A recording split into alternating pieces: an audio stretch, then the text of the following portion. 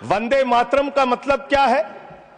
वंदे मातरम का मतलब है मातृभूमि की वंदना।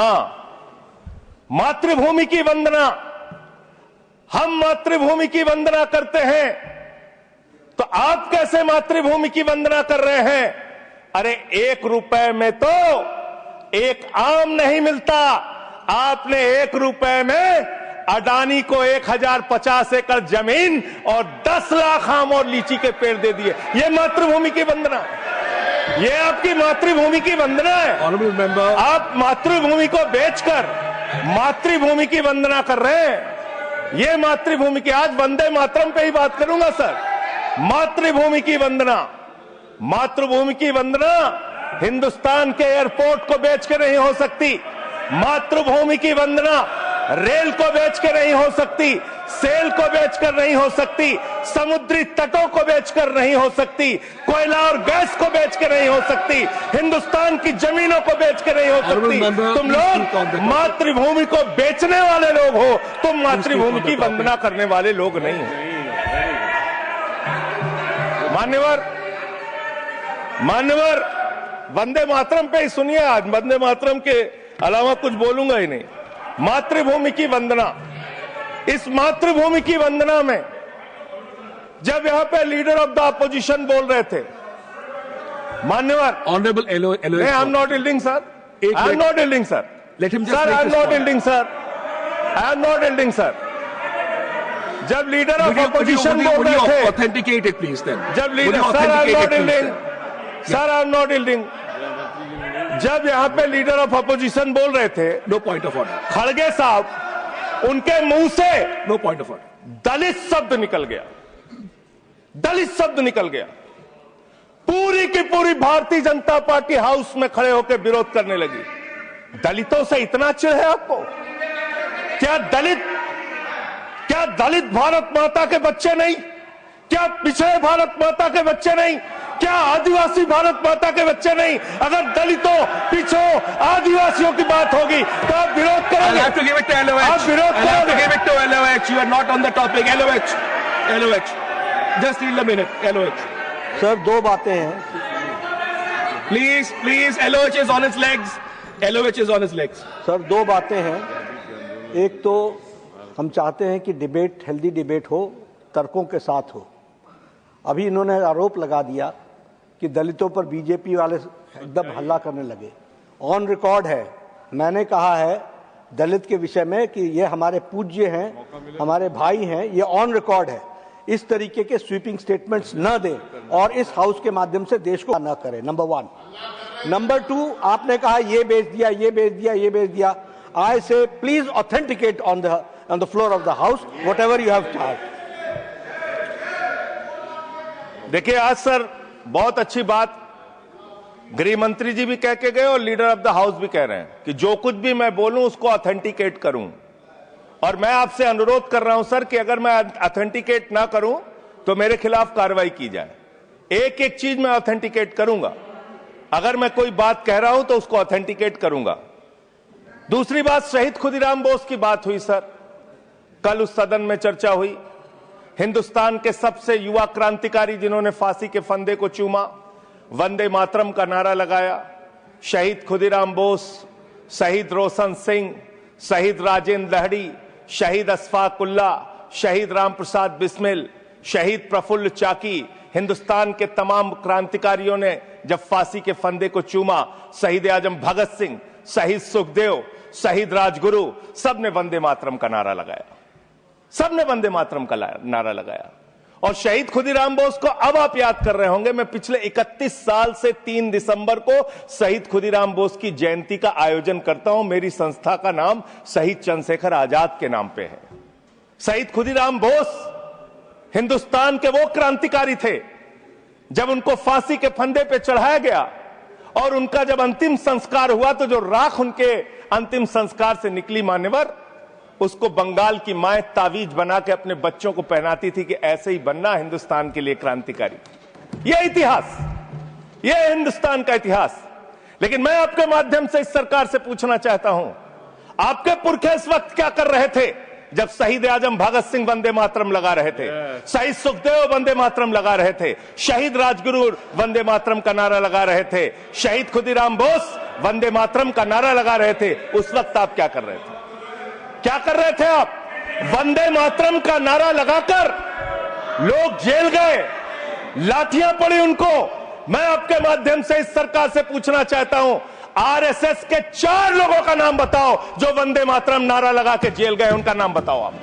4 लोगों का नाम बताओ आप, अपने 4 पुरखों का नाम आप बताओ। आप नहीं बता सकते क्योंकि आजादी के आंदोलन में आपका कोई इतिहास नहीं, आजादी के आंदोलन में आपका कोई इतिहास नहीं, यही आपकी कुंठा है। तो इसलिए कभी आप कहते हो सरदार वल्लभ भाई पटेल आपके हैं।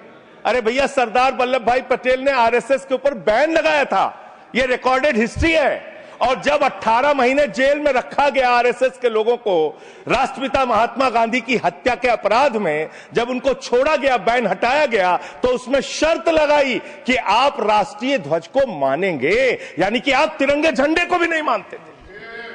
आपने 52 साल तक हिंदुस्तान का तिरंगा झंडा आरएसएस के मुख्यालय पे नहीं फहराया सर, नहीं फहराया। और 3 लोगों ने आरएसएस के मुख्यालय पर जब ये झंडा फहराया, उन तीनों के नाम मैं पढ़ रहा हूं, विजय, उन्मत, दिलीप, इन तीनों लोगों के खिलाफ आरएसएस ने एफआईआर दर्ज कराई। किस अपराध में? कि हमारे दफ्तर में तिरंगा क्यों फहरा दिया। और कितने साल तक मुकदमा लड़े? 13 साल तक मुकदमा लड़े। यह है आपकी असलियत। आप तिरंगे का विरोध करते हैं, भारत के राष्ट्रीय ध्वज का विरोध करते हैं। जो लोग तिरंगे और राष्ट्रीय ध्वज का विरोध कर सकते हैं, वो भारत माता के सच्चे सपूत नहीं है, वो नहीं है हमारे निगाह में। और मैं आपको बताता हूं सर, ये है 28 दिसंबर 1949 का ऑर्गेनाइजर पत्र। इसको भी रखूंगा क्योंकि आज गृह मंत्री जी और लीडर ऑफ द हाउस दोनों कह के गए, रिकॉर्ड पे सारी चीजें आनी चाहिए, इसको रिकॉर्ड पे रखना चाहिए।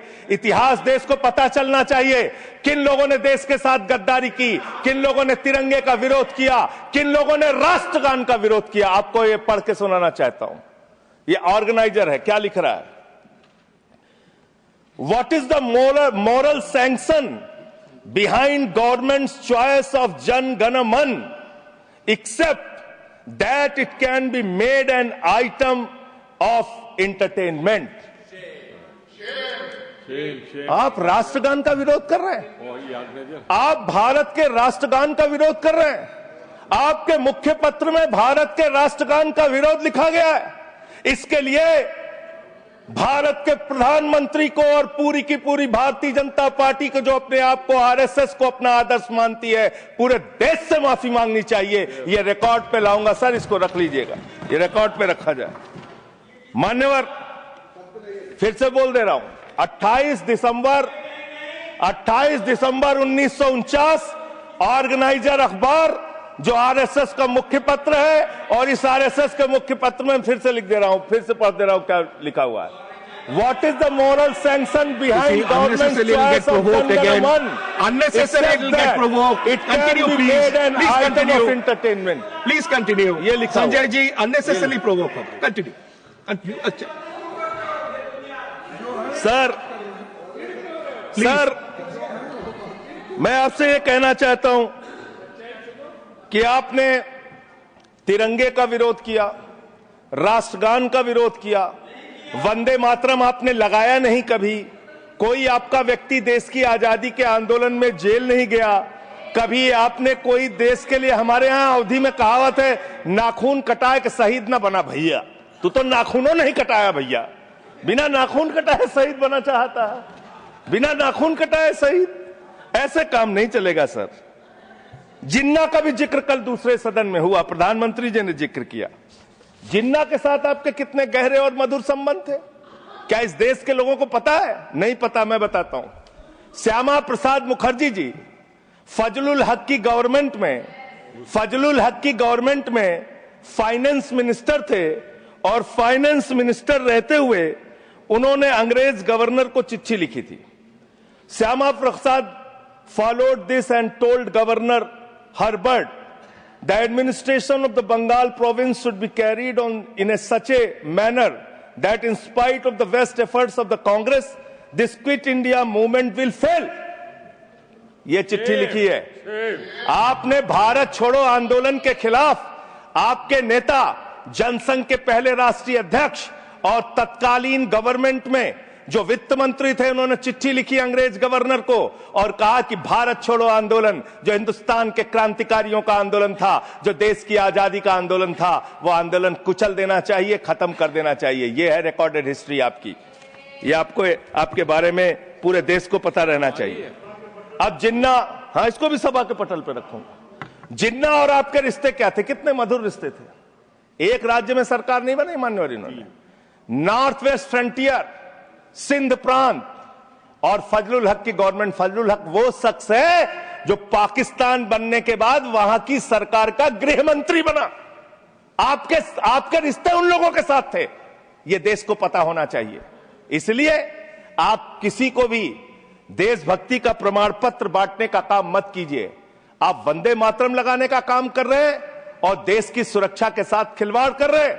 आप भारत की सेना को 4 साल के अग्निवीर पे लेके आ गए, जो हिंदुस्तान की सीमा की सुरक्षा करने वाले हैं, जो वंदे मातरम का नारा लगाते हैं हमारे जवान, हमारे सैनिक, जो -50 डिग्री टेम्परेचर में सियाचिन में और +50 डिग्री टेम्परेचर में जैसलमेर में भारत की सीमाओं की रक्षा करते हैं, इस मातृभूमि की रक्षा करते हैं। उनके पीठ में छुरा मारने का काम आपने किया, उनकी नौकरी 4 साल की कर दी अग्निवीर की। आपको मातृभूमि से प्यार है, आप देशभक्ति की बात करेंगे, आप देशभक्ति की बात कर रहे हैं। अरे मैंने साइकिल चोर सुना था, लॉकेट चोर सुना था, स्कूटर चोर सुना था, मैंने सुना था तमाम तरह के चोर होते हैं। आप लोग तो वोट चोर निकल गए हिंदुस्तान के अंदर। वोट चोर, 3 करोड़ वोट उत्तर प्रदेश में 3 करोड़ वोट की चोरी करने जा रहे हैं। कल की मीटिंग में पता चला 17.5% वोट उत्तर प्रदेश में काटे जाएंगे। आप ये कर रहे हैं, ऐसे लोकतंत्र को मजबूत करेंगे? ऐसे आप मातृभूमि की सेवा करेंगे? ऐसे आप मातृभूमि की वंदना करेंगे? मान्यवर, मैं आप लोगों से सिर्फ इतना कहना चाहता हूं मान्यवर आपके माध्यम से कि हमने फिल्मों में सीन देखी है, डाकू लोग आते हैं, जय भवानी जय भवानी जय भवानी कह के, और वो गांव का गांव लूट के चले जाते हैं। जय भवानी कह के गांव का गांव लूट के चले जाते हैं। हम इस देश के अंदर किसी भी सरकार को वंदे मातरम और भारत माता की जय लगाकर देश को लूटने की इजाजत नहीं देंगे।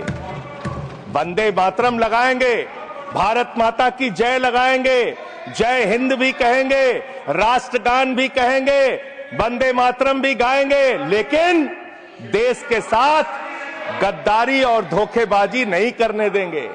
आपको नहीं करने देंगे। ये देशभक्ति के नारे हैं, ये देशभक्ति के नारे हैं। आप बेरोजगारी पे बात नहीं करना चाहते, महंगाई पे बात नहीं करना चाहते, दलितों का मंदिर में प्रवेश वर्जित है, कहीं उनको रोका जा रहा है, उस पर बात नहीं करना चाहते, पिछड़ों का शोषण हो रहा है, उस पर बात नहीं करना चाहते। आपने मातृभूमि की सेवा यह की है कि आज हिंदुस्तान के ऊपर 200 लाख करोड़ रुपए का कर्जा है, 200 लाख करोड़ रुपए का कर्जा। आपने हिंदुस्तान को आज इस स्तर पे पहुंचाने का काम किया है।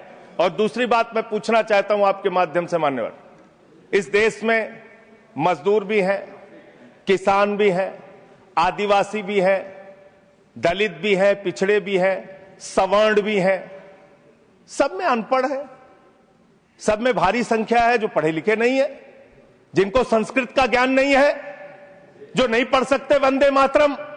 तो आप उनको कह रहे हैं कि वो देशभक्त नहीं है।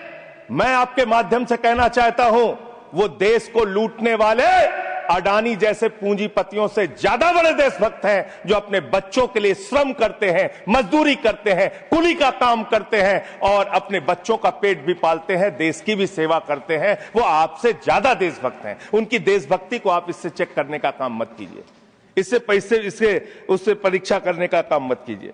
मान्यवर, मैं अंत में एक और बयान आया, उसका जिक्र करके अपनी बात को खत्म करूंगा। अभी SIR की प्रक्रिया के तहत उत्तर प्रदेश के मुख्यमंत्री ने कहा कि डिटेंशन सेंटर बनाए जाएंगे। 80 लाख लोगों के वोट आपने बिहार में काट दिए। वहां कितने घुसपैठिए मिले आपको? अरे भाई, ये भी मातृभूमि की बात हो रही है। आप लोग चाहते हैं बांग्लादेशी यहां पे आ जाएं, मातृभूमि को सुरक्षा को खतरा हो जाए? आपको तो चिंता वही है ना, वही तो बात कर रहा हूं। कितने बांग्लादेशी घुसपैठिया मिले? कितने बांग्लादेशी घुसपैठिया मिले? कितने बांग्लादेशी घुसपैठिया मिले? मात्र 315, जिसमें नेपाल के बाकी लोग सिर्फ 78 मुसलमान मिले। वहां 80 लाख लोगों के आपने वोट काट दिए। अब आप कह रहे हैं उनको डिटेंशन सेंटर में रखेंगे। उनको डिटेंशन सेंटर में आप रखेंगे जो हिंदू हैं, जिनके जो पूर्व आईएएस हैं। आप इस देश का सिर्फ माहौल बिगाड़ना चाहते हैं। आप इस देश को सिर्फ नकली नारों के पीछे सिर्फ आप अपने आप को छिपाना चाहते हैं। वंदे मातरम देशभक्ति का नारा है, भारत माता की जय देशभक्ति का। हां, दिल्ली में तो काटोगे ही आप, ठीक ही कह रहे हो, पहले से ही नियत बता दिया। दिल्ली की हालत तो कर दी आपने। अरे इसमें क्या लिखा हुआ है? इसमें क्या लिखा हुआ है? सुजलाम सुफलाम, सुजलाम सुफलाम, शुद्ध जल शुद्ध फल और मधुर वाणी। मधुर वाणी, मधुर वाणी कौन बोल रहा है? देश के प्रधानमंत्री मधुर वाणी बोल रहे हैं। मुजरा जैसे शब्दों। अरे भाई, इसी वंदे मातरम की सेकंड्स रह गए सर, वंदे मातरम की तो बात कर रहा हूं। हमारे पास और टाइम है सर, टाइम है सर। सर, मधुर वाणी, मधुर वाणी, मधुर वाणी। सर, जहरीली हवा और जहरीला पानी दिल्ली में दे रहे हैं। हमारे पूर्वांचल के भाइयों के ऊपर बुलडोजर चला रहे हैं। सर, मेरे टाइम में से काट लीजिएगा, पार्टी टाइम में से काट लीजिएगा, प्लीज, पार्टी टाइम में से काट लीजिएगा। सर, हमारी पार्टी का टाइम 24 मिनट है। Please, one second. दिल्ली को, Sanjay ji, one second, honourable members, one second, शांत हो जाओ। माननीय संजय जी, कंक्लूड करिए, आपका समय खत्म हो रहा है। सर, 24 मिनट मेरा टाइम है। प्लीज, मैं अपने माननीय Neeraj ji, please, he is concluding, please conclude. 10 second sir, please conclude. आपका समय समाप्त हो गया। सर, मेरी पार्टी का समय 24 मिनट है। ठीक है, मेरी पार्टी का समय 24 मिनट है। और कोई स्पीकर नहीं है आपके? स्पीकर एक और है, उनमें से आप काट लीजिएगा समय। मैं कह रहा हूं ना, हाँ, ये हमारा अधिकार है, पार्टी का अधिकार है। तो मान्यवर, 10 महीने में आपने दिल्ली की वो हालत कर दी। जहरीली हवा यहां पर आने लगी। दिल्ली को आपने दुनिया का सबसे प्रदूषित शहर बना दिया। बच्चों, शांत हो जाओ। बच्चों, शांत। बच्चों, हल्ला मत करो, शांत हो जाओ। अरे एक मुख्यमंत्री इन्होंने बनाया है। कंक्लूड करिए सर, एक मुख्यमंत्री बनाया इन्होंने। प्लीज, खत्म कर रहा हूं। प्लीज, एक मुख्यमंत्री बनाया है जिसको ये नहीं मालूम कि AQI होता क्या है। कंक्लूड करिए। वो टेम्परेचर बता रही है। ये हालत है।